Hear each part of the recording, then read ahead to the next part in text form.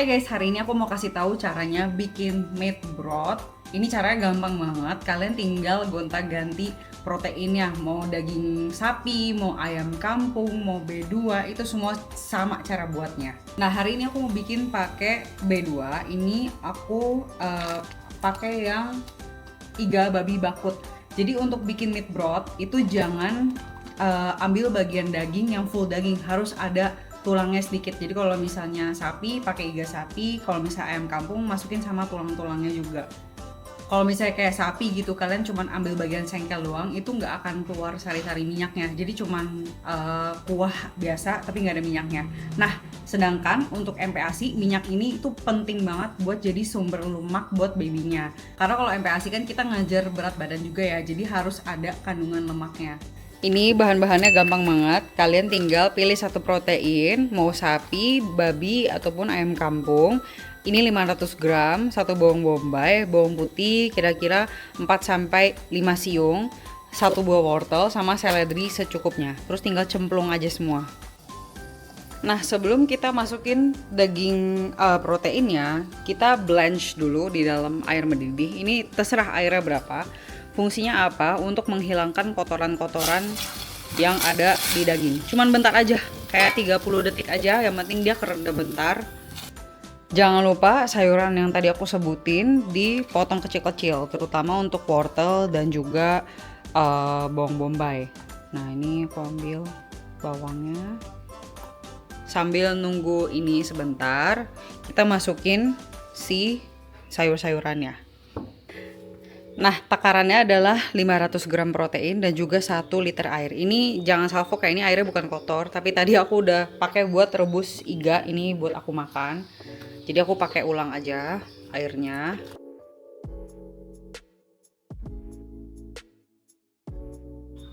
Nah, ini udah selesai.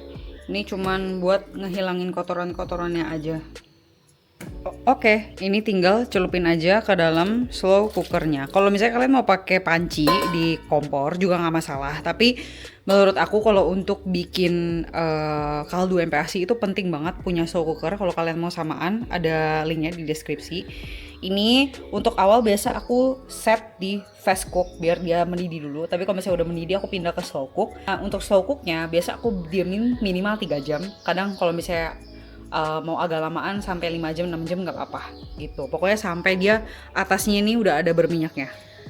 Nah, aku juga pengen sekalian kasih tahu bedanya meat broth dan juga bone broth. Kalau misalnya meat broth itu pakai bagian protein yang ada meatnya, ada bagian dagingnya gitu.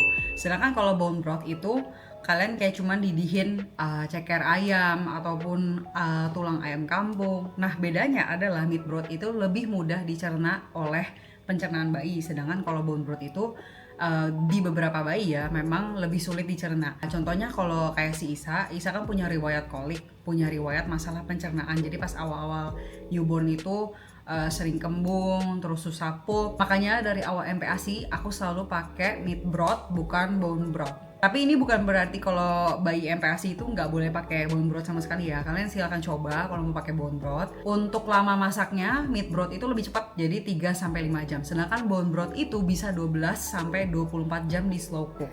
Nah, ini kaldunya setelah 3 jam slow cook ya. Ini kalian bisa lihat. Ini benar-benar minyaknya tuh keluar semua. Ini sari-sarinya.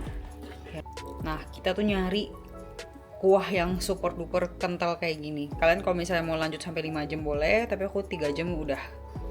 Nah, habis ini kita pisahin kuahnya sama isiannya.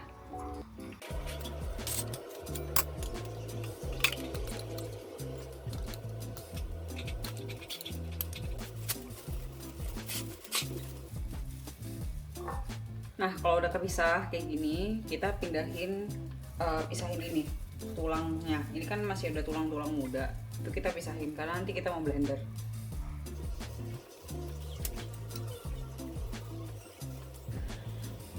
Nah, ini kalau misalnya udah nggak ada tulangnya, kita bakal chopper semua daging-daging dan sayurannya.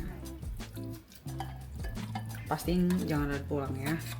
Jangan lupa tambahin juga kaldunya sedikit supaya lebih gampang choppernya.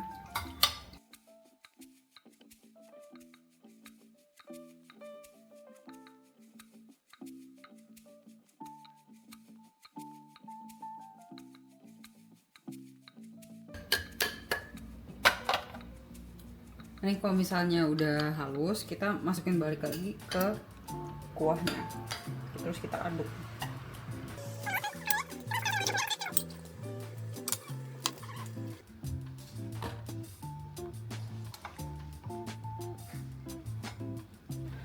Nah, kalau udah agak dingin, kita udah siap saring.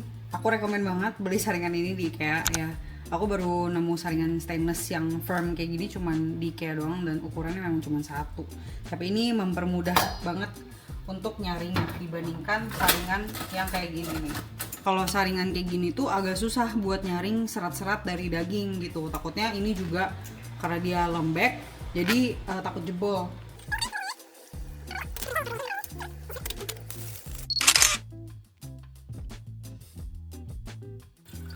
Oke.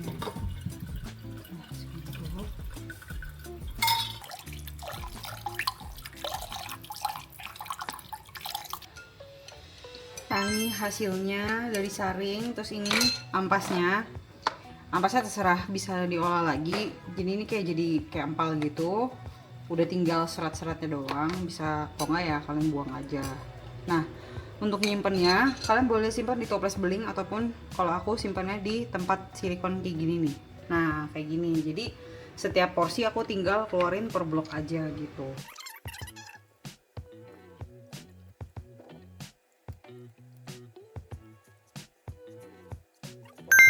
Nah, ini udah selesai, ternyata dapetnya lumayan banyak ya. Ini best consume under 2 minggu. Tapi biasa aku di bawah 2 minggu udah langsung habis sih karena kepake terus tiap hari. Nah, ini biarin dingin dulu baru ditutup, jangan ditutup dulu. Kalau kalian mau samaan cetakan silikonnya, linknya ada di deskripsi. Kalau cetakan yang silikon ini dia tebel banget. Terus tutupnya nih tebel banget gitu. Nanti setelah ditutup jangan lupa lapisin lagi pakai ziplock bag supaya lebih higienis.